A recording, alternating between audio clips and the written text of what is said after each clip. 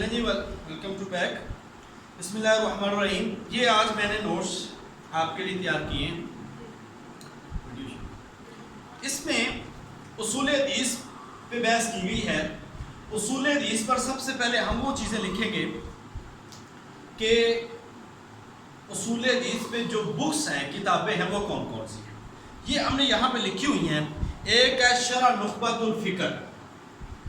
شرح نخبۃ الفکر یہ بڑی اہم کتاب ہے.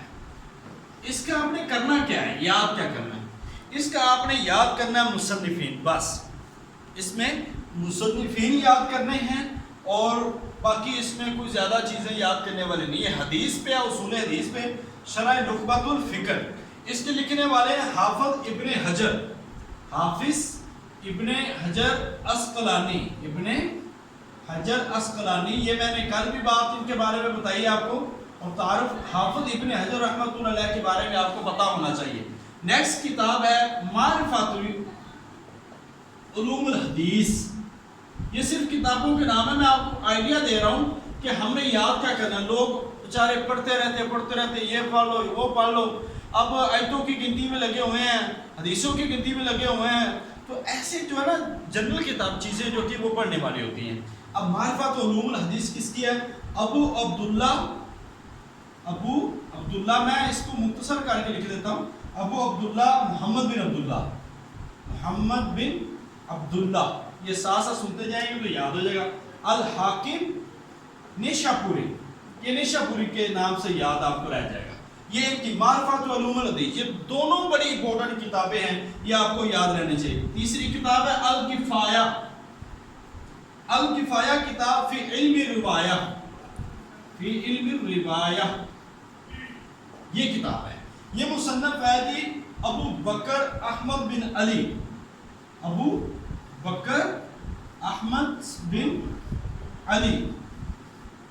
ان کو خطیب بغدادی کے نام سے یاد کیا جاتا ہے. یہ ان کی کتاب ہے، یہ آپ نے یاد رکھنی ہے. نیکسٹ کتاب ہے جی علوم الحدیث. علوم الحدیث اگلی کتاب ہے اور اس کے مصنف ہے ابن صلاح. ابن صلاح. یہ آپ نے ذہن میں رکھنا ہے کہ یہ بڑی مشہور و معروف ہے. یہ ایک کتاب ہے علوم الحدیث مقدمہ ابن صلاح کے نام سے. یہ مقدمہ ابن صلاح کے نام سے بڑی مشہور کتاب ہے ابن صلاح کی. لہذا اس کتاب کو آپ نے یاد رکھنا ہے. پیپر میں یہ دو کتابیں اور ایک یہ، اس میں سے کوئی سوال آپ سے ہو سکتا ہے. شرح نخبۃ الفکر سے اور علوم الحدیث اور معرفت علوم الحدیث. ان دونوں کتابوں میں سے کسی ایک کا پوچھا جا سکتا ہے. یا تو پوچھا جا سکتا ہے یہ کس موضوع پہ کتاب ہے، یا یہ پوچھا جا سکتا ہے کہ یہ کن کی کتاب ہے. تو یا یہ پوچھا جا سکتا ہے کہ ابن صلاح کی کتاب کا نام کیا ہے. تو اس طرح کے آپ نے کویسچن یاد کرنے ہیں اور کوئی زیادہ ڈیٹیل میں جانے کی ضرورت نہیں ہے. تدریب الراوی. یہ بڑی مشہور و معروف کتاب ہے. تدریب الراوی. اب یہ تدریب الراوی فی شرح تقریب نووی. یہ جلال الدین سیوطی، جلال الدین عبد الرحمن، جلال الدین، یہ آپ کو جلال الدین سیوطی رحمۃ اللہ علیہ کا نام جو ہے وہ آپ کو یاد رہنا چاہیے. جلال الدین عبد الرحمن. آگے آپ مختصر سا لکھ لیں سیوطی. یہ ان کی کتاب ہے جلال الدین عبد الرحمن. نیکسٹ ہے جی فتح المغیث فی شرح الف الحدیث. فتح المغیث یہ کتاب ہے جی فتح المغیث. اب اس کے مصنف جو ہے وہ ہے محمد بن عبد الرحمن. محمد بن عبد الرحمن السخاوی. یہ نام ہے جی محمد بن عبد الرحمن السخاوی. میں وہ کتابیں لکھ رہا ہوں جو اہم ترین ہے. یہ الفیہ عراقی کی شرح ہے. یہ الفیہ عراقی کی شرح ہے. عراقی کی. یہ کویسچن نوٹس آپ کو بعد میں بھی انشاءاللہ مل جائے گی. اس طرح ایک کتاب کا نام آتا ہے قواعد التحدیث. قواعد التحدیث. یہ اصول حدیث پہ کتابیں ہیں. قواعد التحدیث یہ والی کتاب. یہ آپ کو پتہ ہے مشہور و معروف ہے ہمارے جمال الدین قاسمی، جمال الدین قاسمی رحمۃ اللہ علیہ کی یہ کتاب ہے، اصول حدیث میں بڑی اہم کتاب ہے، قواعد التحدیث، یہ بھی پیپر میں پوچھی جا سکتی ہے اور اس کے بارے میں سوال آ سکتے ہیں۔ اور ایک کتاب اور آخری کتاب میں بتا رہا ہوں، المنظومۃ البیقونیہ، المنظومۃ البیقونیہ، یہ والی کتاب، یہ ہے عمر بن محمد بیقونی، عمر بن محمد بیقونی، یہ ان کی کتاب ہے جو دراصل منظومات پہ ہے، نظموں پہ مبنی ہے، یعنی کہ یہ ساری کی ساری کتاب جو ہے یہ 34 اشعار میں ہے اور 34 اشعار کے اندر انہوں نے اصول حدیث کو بیان کیا ہے، منظومات۔ اب آپ سے یہ سوال بھی پوچھا جا سکتا ہے کہ جو منظوم ہے کتاب نظم کی شکل میں، اگر کوئی حدیث جو اصول حدیث کی کتاب ہے تو وہ المنظومۃ البیقونیہ، یہ آپ نے یاد رکھنا ہے۔ تو یہ آپ کے سامنے وہ چیزیں ہیں جو ہم نے اصول حدیث کی کتابوں کے حوالے سے بیان کیا ہے۔ اب ہم نے بات کرنی ہے، ہم اس کو مد نظر رکھ رہے ہیں، کتاب ہے ایک آپ کے ایم اے کے سلیبس میں شامل ہے الحدیث شریف میں، اس کتاب کا نام جو ہے وہ ہے تحصیل مصطلح الحدیث، تحصیل مصطلح الحدیث۔ یہ ڈاکٹر محمود طیحان کی اصل میں عربی میں کتاب تھی، تو یہ اس کا ترجمہ کیا گیا جو آپ کے ہمارے سلیبس میں شامل ہیں، ڈاکٹر محمود طیحان، ان کی کتاب ہے تحصیل مصطلح الحدیث، جو ہمارے ایم اے کے سلیبس میں شامل ہے۔ یہ آپ کو علم ہونا چاہیے، 4 ابواب پر مشتمل یہ وہ کتاب ہے، تو اس کے اندر سے وہ حدیثیں وہ بیان کرتے ہیں۔ ابھی اس ترتیب سے ہم کوشش کرتے ہیں، کیونکہ ساری تو یہاں پہ ہم ڈسکس نہیں کر سکتے، مگر آپ کو یہ بتا دیں کہ وہ چیزیں آپ کو یہاں پہ بیان کریں گے جن سے پیپر آتا ہے یا جو پیپر کے لیے ہے، جس میں پیپر بنتا ہے۔ باقی جو ڈیپلی چیزیں ہیں اس میں اتنا زیادہ پیپر نہیں آتا، لہٰذا میکسیمم جو چیزیں پیپر میں آ سکتی ہیں وہ آج آپ اس لیکچر میں سن لیں گے، باقی چیزیں جو ہیں وہ پڑھنے کے لیے ہیں، آپ جتنا بھی پڑھ لیں، مگر پیپر کے لیے وہ ساری چیزیں نہیں ہوتی۔ ایک بات میں آپ کو بتا دوں، ہم نے پہلے کل بات کی تھی کہ سنت اور حدیث پہ، اور آج ایک ہوتا ہے اصل کس کو کہتے ہیں، اصل۔ اس کے بعد ہم ترتیب سے اب چلتے ہیں، اصل، ایک اصل کی تعریف کرنی ہے، ایک محدث کی تعریف کرنی ہے کیونکہ ہم اصول حدیث پڑھنے جا رہے ہیں، ایک حافظ کی تعریف کرنی ہے، حافظ کسے کہتے ہیں، ایک ہم نے کہنا ہے حاکم۔ حاکم کون ہوتا ہے؟ یہ اصل میں حدیث کے لیے اصطلاحیں استعمال ہوتی ہے، تو یاد رکھیں وہ قول یا فعل جس کی نسبت ہو، یعنی کہ کسی صحابی کی طرف جس کی نسبت ہو وہ اصل کہلاتا ہے۔ فلاں صحابی کو جس کی نسبت کسی صحابی کی طرف ہو اس کو اصل کہتے ہیں، ٹھیک ہے۔ محدث وہ ہوتا ہے جو علم روایت اور درایت بیان کرے، جو حدیث کا جو علم ہے، علم روایتاً اور درایتاً بیان کرے، روایتاً اور درایتاً بیان کرے، اس کو ہم کہتے ہیں محدث۔ اور حافظ جو ہوتا ہے، حافظ محدث سے ایک درجہ زیادہ، یعنی کہ جس کے پاس اس سے زیادہ علم ہو، ایک درجہ بلند ہو، اس کو ہم کہتے ہیں حافظ۔ اور ایسے ہی حاکم، حاکم وہ ہوتا ہے ایسا پرسن، ایسا شیخ، ایسے شیخ کو کہتے ہیں جس کے پاس بہت کم حدیثیں چھوٹی ہوں، یعنی کہ میکسیمم حدیثوں کی جو تعداد ہے وہ ان کے پاس بہت کم حدیثیں ان سے رہ گئی ہوں، ان کو ہم کیا کہتے ہیں؟ حاکم۔ یہ پیپر میں اس میں سے آ سکتا ہے۔ اصل جس کی نسبت صحابی کی طرف ہو، محدث جو علم روایتاً اور درایتاً بیان کرے، علم حدیث کو روایتاً اور درایتاً روایت کو بیان کرنے والا۔ محدث وہ ہوتا ہے جو حاکم سے زیادہ ایک درجہ ہوتا ہے، یعنی کہ اس کے پاس علم زیادہ ہوتا ہے، اور حاکم وہ ہوتا ہے جو جس کے پاس بہت ساری حدیثیں ہوں، چند ایک اللہ قلیل حدیثیں ہوں جو اس سے رہ گئی ہوں۔ یہ آپ نے ذہن میں رکھنا ہے کہ حاکم کسے کہتے ہیں، محدث کسے کہتے ہیں، اور حافظ کسے کہتے ہیں۔ اب ہم بات آ جاتی ہے اصول حدیث پہ۔ اصول حدیث میں آپ کو یہاں پہ ایک چیز بنا دیتا ہوں چارٹ کے صورت میں، کہ بیسیکلی حدیث میں، اصول حدیث میں 2 قسمیں ہیں حدیث کو قبول کرنے کے لیے۔ ایک ہم کہتے ہیں متواتر، ایک ہوتا ہے احاد۔ یہ دو بڑی بڑی قسمیں ہیں، ایک متواتر ہے، متواتر اور احاد۔ اب متواتر کس حدیث کو کہتے ہیں؟ متواتر میں بیسیکلی 4 شرطیں ہوتی ہیں، اب اس کی ڈیٹیل یہاں پہ بیان نہیں کر رہے۔ متواتر کی شرائط کتنی ہے؟ 4۔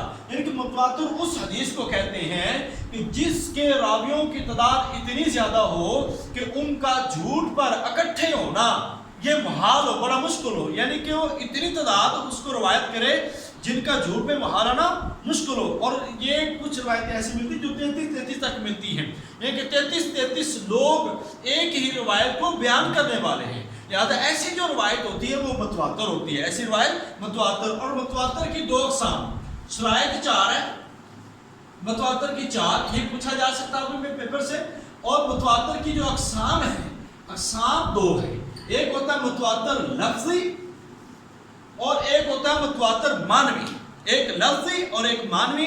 یہ متواتر کے حوالے سے اقسام ہے، آپ نے یاد رکھنا ہے کہ متواتر ایسی حدیث کو کہتے ہیں جن میں راویوں کی تعداد اتنی زیادہ ہو کہ ان کا اکٹھے کسی ایک بات پر، یعنی کہ جھوٹ پر اکٹھے ہونا محال ہو، جھوٹ پر اکٹھے ہونا محال ہو۔ 4 اس کی شرائط ہیں اور 2 اس کی اقسام ہیں، 4 شرائط 2 اقسام۔ اب خبر احاد ہے۔ اب احاد کس کو کہتے ہیں؟ خبر احاد کہتے ہیں جس میں متواتر کی شرائط نہ ہو یا پوری نہ ہو، جس میں متواتر کی شرائط پوری نہ ہو اس کو خبر احاد کہتے ہیں۔ اب سندوں کے اعتبار سے نا، سند کے اعتبار سے، یہ ذرا سنتے جا رہا ہے، سند کے اعتبار سے احاد، ہم اب ساری بات خبر احاد پہ چلے جائے گی۔ خبر احاد اصل میں واحد کو کہتے ہیں، ٹھیک ہے؟ تو خبر احاد واحد کو کہتے ہیں۔ اگر سند کے اعتبار سے دیکھا جائے تو اس کی 3 اقسام ہیں۔ نمبر 1 اس کی مثال ہے مشہور، دوسری عزیز، تیسری غریب۔ یہ آپ نے بڑے غور سے سننا ہے، یہ سوال آ سکتے ہیں میکسیمم۔ سند کے اعتبار سے متواتر خبر احاد کی 3 قسمیں، مشہور، اس کے بعد عزیز اور غریب۔ مشہور اس حدیث کو کہتے ہیں جس میں 3 راوی ہو، 3 راوی ہو۔ عزیز اس کو کہتے ہیں جس میں 2 راوی ہو۔ میں مختصر کر رہا ہوں اور آپ کو جنرل چیزیں بتا رہا ہوں۔ غریب اس کو کہتے ہیں یعنی کہ غریب جس میں اکیلا ہو، 1 راوی ہو، کم از کم 1 راوی، جس میں 2 عزیز 3 ہو تو وہ مشہور حدیث کہلاتی ہے۔ اور سند کے اعتبار سے خبر احاد کی جو اقسام ہے وہ 3 ہوئی، مشہور، عزیز اور غریب۔ ابھی میں آپ کو بتاتا جاؤں، غریب کی جو قسمیں آگے بنتی ہیں وہ اس کی 2 بنتی ہیں۔ غریب کی کتنی قسمیں بنتی ہیں؟ غریب کی 2 بنتی ہیں، جیسا کہ ایک غریب ہوتا ہے غریب مطلق اور ایک غریب ہوتا ہے غریب نسبی، نسبی اور مطلق۔ اب یہ سمجھے، یہ مطلق اور یہ نسبی۔ اب غریب مطلق اور غریب نسبی جو ہے یہ کسے کہتے ہیں؟ یعنی کہ غریب جو ہے مطلق ایسا ہوتا ہے کہ جس کے اندر غرابت اصل سند میں ہو۔ سند میں اگر غرابت، اب سند اور متن میں آپ کو بتا چکا ہوں، سند وہ ہوتی ہے جس سے راوی کا متن سے پہلے کا جو حصہ ہوتا ہے نا حدیث کا، وہ سند ہوتی ہے، اور سند جہاں پہ ختم ہوتی ہے وہاں پہ جا کے متن شروع ہوتا ہے۔ میں نے اب اس کی مثال بھی دے دی، ان حمزہ عن ابی ہریرہ عن ابی بکر رضی اللہ تعالی عنہ فلاں۔ اب یہ جو ابو ہریرہ عن حمزہ یہ سند ہے، کالا کالا رسول اللہ صلی اللہ علیہ وسلم، آگے جتنی بھی ہے یہ سارے کا سارا متن ہوتا ہے۔ تو لہذا اگر متن میں غرابت ہو، یعنی کہ اگر اکیلا رہے متن میں تو اس کو غریب مطلق، اور اگر متن نہیں بلکہ سند کے درمیان میں غرابت واقع ہو جائے، سند کے درمیان میں واقع ہو جائے تو اس کو غریب نسبی کہتے ہیں۔ یہ بس آپ نے یاد رکھنا ہے۔ غریب کی کتنی اقسام ہوئی؟ 2 قسمیں۔ غریب حدیث کی کتنی اقسام ہوئی؟ 2۔ مشہور میں 3، عزیز میں 2، غریب میں 1۔ غریب کی 2 قسمیں ہیں، مطلق اور نسبی۔ مطلق جس ویسے کہتے ہیں جس کی سند میں غربت واقع ہو، اور جو جس کے درمیان میں غرابت واقع ہو وہ نسبی ہے، اور جس کی سند میں واقع ہو وہ مطلق ہے۔ یہ بات آپ کو سمجھ آگے ہوگی۔ اب نیکسٹ ہے جی خبر مقبول۔ یہ بڑا کویسچن آپ کو پیپر میں آنے والا ہے۔ خبر مقبول وہ ہوتی ہے جس کی خبر دینے والے کا سچ اس کے جھوٹ کے اوپر غالب آ جائے، خبر مقبول۔ ایک ہوتا ہے آگے اس کی قسمیں ہیں. خبر احاد کی یہ قسمیں چل رہی ہیں, خبر مقبول اور مردود. ٹھیک ہے, صرف آپ کو سمجھانے کے لیے میں یہ وہ سوال کر رہا ہوں جو آپ کو پیپر میں آنے والے ہیں. پیپر میں آنے والے خبر مقبول اس حدیث کو کہتے ہیں کہ جس کی خبر دینے والے کا سچ کیا ہو, غالب, اور جس کا سچ غالب نہ ہو بلکہ جھوٹ غالب آ جائے وہ مردود. مردود مراد رد کیا ہوا. ٹھیک ہے, اب خبر مقبول کی کتنی قسمیں ہو جاتی ہیں؟ 4. یہ پیپر میں سوال آیا ہے. خبر مقبول کی کتنی اقسام ہیں؟ 4 اقسام ہیں جی خبر مقبول کی. اقسام مقبول. ایک قسم ہے جی صحیح لذاتی, ایک حسن لذاتی, 2 صحیح لغیری, 3 حسن لغیری, 4. یہ 4 قسمیں ہیں جو پیپر میں آپ سے سوال کہا جاتا ہے, پوچھا جاتا ہے کہ خبر مقبول کی کتنی قسمیں ہیں. تو سوال میں 1 2 3 4 آپشن ہوتا ہے, اس کا درست جواب کیا ہے؟ 4 ہے. مگر یہ آپ کو تھیریز کے حساب سے بھی پوچھا جا سکتا ہے. انٹرویو میں اگر کوئی مشکل سوال آیا تو اس میں یہ بھی پوچھا جا سکتا ہے کہ آپ خبر مقبول کی کتنی قسمیں آپ بتاتے ہیں؟ 4. وہ پوچھ لیتے ہیں, بتائیں کون کون سی ہیں. تو آپ کو پتا ہونا چاہیے صحیح لذاتی, حسن لذاتی, صحیح لغیری, حسن لغیری. اس کے اندر بالکل معمولی سا ڈفرنٹ ہے. آپ صحیح لذاتی اور صحیح لغیری میں فرق اس طرح کر سکتے ہیں کہ صحیح لذاتی کے اندر 5 شرطیں ہوتی ہیں. صحیح لذاتی کے اندر 5 شرطیں ہوتی ہیں. ایک شرط ہوتی ہے کہ سند متصل ہو, سند متصل ہو, ایک شرط. اور دوسری شرط کیا ہوتی ہے؟ سند متصل کے ساتھ راوی عادل ہو. یہ راوی عادل ہو. اب یہ بھی کویشچن پوچھا جا سکتا ہے کہ صحیح لذاتی کی 5 شرائط, کتنی شرائط ہے؟ صحیح لذاتی کی کتنی شرائط ہے؟ 5 ہے. مقبول کی کتنی اقسام ہے؟ 4 ہے. صحیح لذاتی پوچھا جائے تو کتنی اس کی شرطیں ہیں؟ 5 ہے. راوی سند متصل ہو, راوی عادل ہو, حافظہ مضبوط ہو.